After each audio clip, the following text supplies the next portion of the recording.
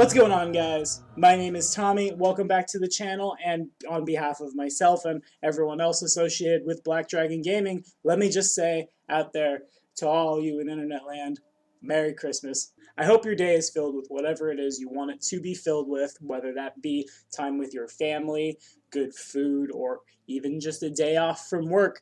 I hope all your wishes come true this Christmas day. Today, at the request of my best friend, my trollkin rage chemist, Joseph Arvilla, we're going to talk about the Kobold, which has appeared all over the place. The Advanced Race Guide, Classic Monsters Revisited, the original Bestiary, Kobolds of Galarion, and though this race is still far from forgotten, it's still something we can definitely do. And if you have any requests for any races you might like to see covered on this channel, feel free to throw them in the comments, feel free to throw them on any of my social media platforms, which are all in the description, and we'll get right to them.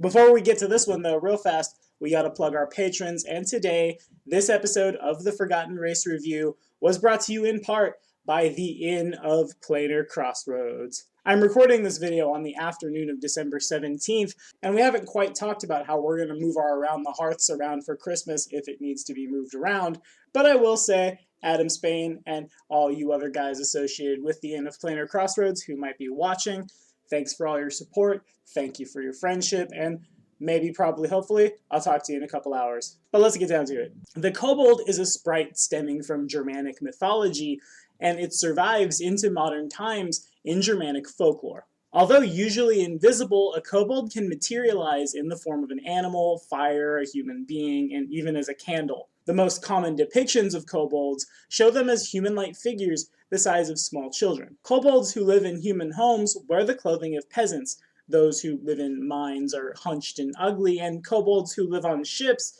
wear sailors' clothing. The kobold was one of the first monsters introduced in the earliest editions of the game. Originally, in the Dungeons & Dragons white box set, they were described as a weaker version of the goblin. In the first edition's monster manual, it's described as a tribal creature, and although they may be smaller and weaker than even a goblin, in Roger Moore's editorial that we all know and love, Tucker's Kobolds in Dragon 127, a scenario is described where a band of well-prepared kobolds use guerrilla tactics to significantly challenge a far more powerful party of PCs. Fast forward to 3rd edition, kobolds are distantly related to dragons, and they're often found serving them as minions. From 3rd edition forward, the term goblinoid no longer applies to the kobold. From this edition forward, kobolds are much more explicitly reptilian, and of course, as we all know, the kobold has lasted all the way up to modern-day role-playing games. In Pathfinder, a kobold is described as being weak, craven, and one that sees the world with a festering resentment for the rest of the races that live upon it, especially members of races that seem stronger, smarter, or superior to them in any way. Kobolds proudly claim kinship to dragons, but beneath all the bluster, the comparison to their glorious cousins leaves kobolds with a profound sense of inadequacy. Because, of course, these little tiny reptilian humanoids don't come anywhere close to the power of a true dragon. Though these guys are hardworking, clever, and blessed with a natural talent for mechanical devices and mining, they spend their days nursing grudges and hatreds instead of celebrating their own gifts. Perhaps as a throwback to Tucker's Kobolds, kobold tactics specialize in traps and ambushes, but really they enjoy anything that allows them to harm others without putting themselves at risk. Kobolds are small bipedal reptilian humanoids, most of which stand around 3 feet tall and weigh about 35 pounds. They have powerful jaws for creatures of their size and noticeable claws on their hands and feet. Kobolds' thick hides vary in color, and most have scales that match the hue of one of the varieties of chromatic dragons, with red scales being predominant. A few kobolds, however, have more exotic colored scales, such as orange or yellow, which in some tribes raises or lowers an individual's status in the eyes of his fellow kobold. These guys thrive in cramped quarters far from the light of the sun. Most live in vast warrens deep beneath the earth, but a few instead prefer to make their homes beneath tangles of overgrown trees or brush. Kobolds for the most part get along well with their own kind, saving their malice for other races, and while squabbles and feuds do occur, the elders who rule kobold communities tend to settle such things swiftly.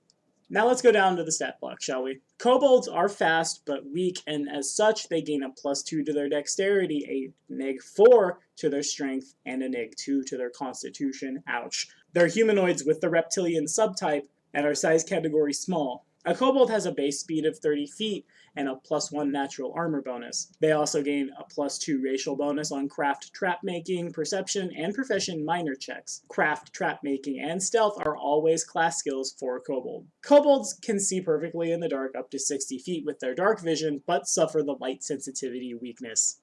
So I didn't realize this till Joe and I were talking about this race recently, but yeah, ouch, these guys do not tip the scale at all, sitting at 5 RP, and really, it's just, looking at them now, it seems like they're almost unplayable. We're looking at essentially the same nerf that Gnolls see, and since these guys are so iconic, I'm not quite okay with that. Of course, we have alternate racial traits such as Day Raider that removes their dark vision, replacing it with low light vision to replace light sensitivity. Dragon Maw, which gives us a bite attack that can do elemental damage. Prehensile Tail, one of my favorite racial traits to have when building things like an alchemist. And Shoulder to Shoulder, which functions like swarming on a rat folk. It allows 2 kobolds to share a space without penalty, and also gaining a +1 circumstance bonus to their armor class, and a +1 racial bonus on Aid Another, at the cost of their crafty racial trait. However, this still feels really rough and really unplayable. I would still suggest talking to your GM, maybe roll that neg to your strength down to -2, and have a +2 dex with a -2 strength and -2 con. That seems a lot more fair, and again, we have a lot of room to add stuff on here, because, again, we only have 5 RP spent on this race. That's nothing. You might also even consider bumping that natural armor up to 2 or maybe even 3. Give them their bite attack for free. Give them the resistance that you get from being dragon scaled for free. Give them 2 claw attacks maybe even. It just feels to me that this race needs a rework, so I guess in hindsight I'm really glad that I ended up coming here talking about the Kobold today. Because again, the race is so woefully underpowered even compared to core races that it just feels unplayable. So I've thrown a couple ideas out there as to what we can do to buff a Kobold. I think I'm going to turn it over to you guys this Christmas Day. For the rest of it, in the comments below, what do you think we could, or really honestly should, do to make the Kobold a playable race in Pathfinder?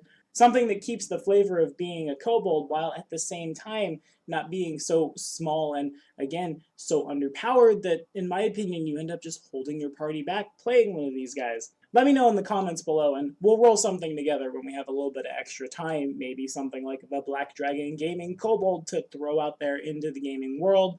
Yeah, why not? Sounds like fun. Be sure to like and subscribe for more videos. Merry Christmas to you all, and the next episode of the Forgotten Race Review drops next Monday.